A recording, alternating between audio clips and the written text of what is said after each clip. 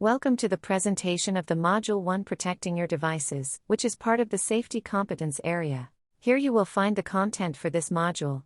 We will begin with a short introduction about the topic and list the learning objectives of the module. Then, we will present you basic concepts about digital safety and the types of attacks your devices could suffer.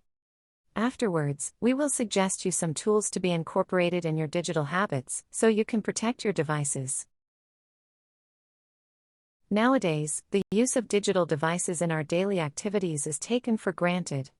We access our phones, computers and tablets to work, do shopping, do bank transactions and maintain conversations with anyone. It means that these devices store valuable information of our personal and professional lives. Nevertheless, people tend to pay less attention to their digital safety in comparison to their digital one. Would you leave valuable objects unattended on a public space? We may forget that the internet has worldwide reach, and many people work every day to hack devices and steal not only money, but data and files from unprotected devices. There is still a huge gap in digital education for people. That is why in this module you will find basic information about cybersecurity and what you can do to protect yourself and your devices from external threats. With this background in mind, the learning objectives are the following ones. To learn how to protect devices and keep them safe from attacks. To create awareness of the importance of cybersecurity in our daily lives, and to encourage trainers to adopt tools and educate learners about the topic. Cybersecurity is the practice of protecting data from threats such as theft and corruption. All cybersecurity approaches should be based on the 3 pillars of cybersecurity.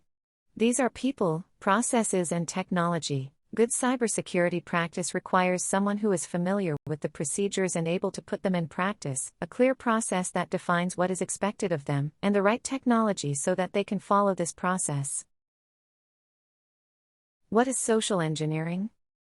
Social engineering is the name given to the type of attack that deceives victims into sharing valuable personal data. It is based on psychological manipulation and accomplished through human interaction. It means that it leads the person to error, so they provide personal information to hackers. There are many different types of social engineering attack. Here you can find 2 of the most common. A phishing attack is an attack in which the victim receives an email disguised to look like it has come from a reputable source, in order to trick them into giving up valuable data. The email will either ask for the information directly, or provide a link to another website where the information can be inputted. This attack may also come via phone call or text message. Some phishing attacks are more sophisticated and target specific individuals or groups of people, for example, by pretending to be from a company that the person has an account with. This is called spear phishing. To avoid phishing attacks, you should not fill out forms or click on links in emails that you are not expecting.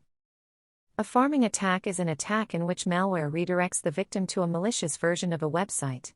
The malware could infect the victim's computer or the DNS server, the database that allows your browser to find the website you're visiting. Then, when the victim enters a web address into their browser, they visit a website controlled by the attacker, rather than the legitimate website. The attacker can then collect any data that the victim inputs into the website. Links in phishing emails may also redirect victims to pharming websites. As with phishing attacks, pharming attacks can be identified from aspects of the website that seem out of place or incorrect. For example, any of the following could indicate a pharming attack: spelling errors or incorrect logos, broken or missing links, a notification from your browser warning you that the web page is insecure, the lock symbol that your browser uses to confirm that a web page is secure is missing. There are many other ways that hackers can attack a device. Public Wi-Fi networks can be easily compromised by hackers, so it is best to avoid using them when accessing sensitive data or using digital tools. If public Wi-Fi must be used, a virtual private network, VPN, can be used to encrypt data and protect it from potential cyber attacks. Malware, or malicious software, is any program or file that is intentionally harmful to a computer, network or server. Types of malware include computer viruses, worms, Trojan horses, ransomware and spyware. They are often called virus, as they can infect other programs and create an evolved version of itself. The more sophisticated versions of malware can steal data, spy on businesses, or lock files to extort money from victims.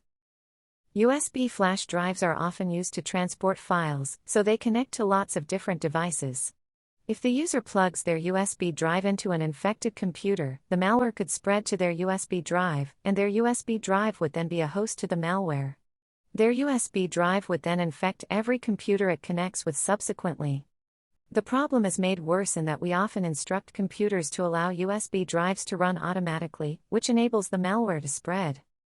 For example, they might infect a USB drive and send it to their victim under the guise of a freebie or promotion.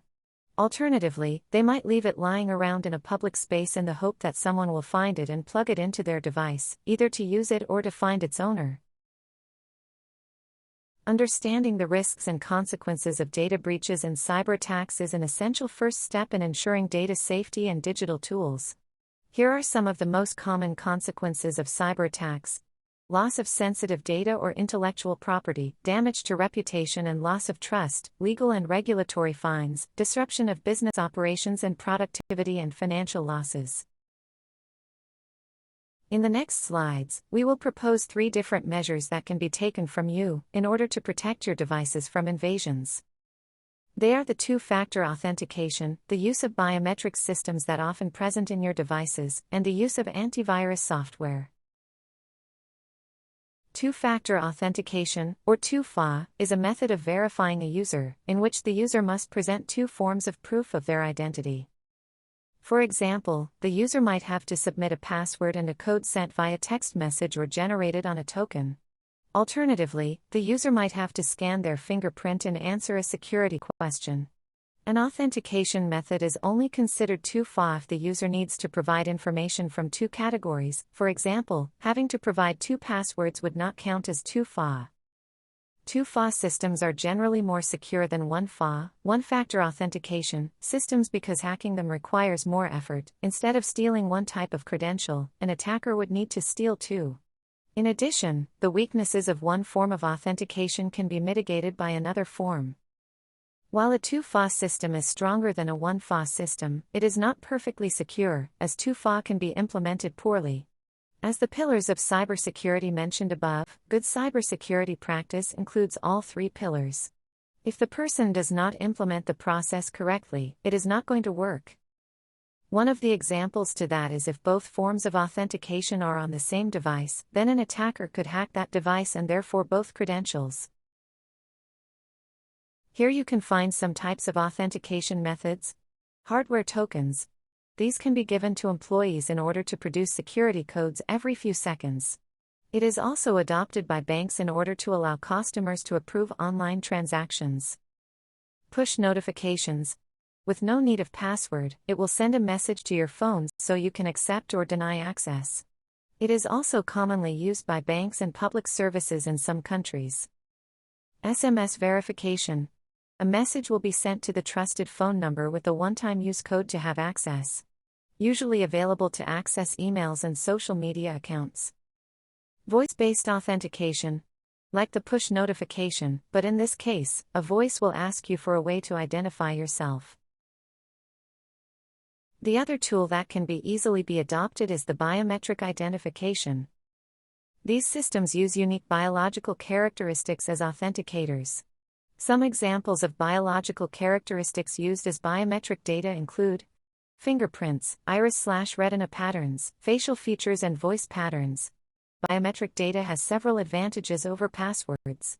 For example, users can't forget it, and they take it everywhere with them. Because biometric data is unique, users don't need to be able to create something secure. Even if it sounds cliché or traditional, antivirus software is a good way to keep your computer safe, and many people nowadays have lost the habit of using it and keeping it up to date. These programs serve to help you identify the presence of malware software and to delete them easily. How does an antivirus software work? It detects and puts in quarantine or erases any malicious program in your device.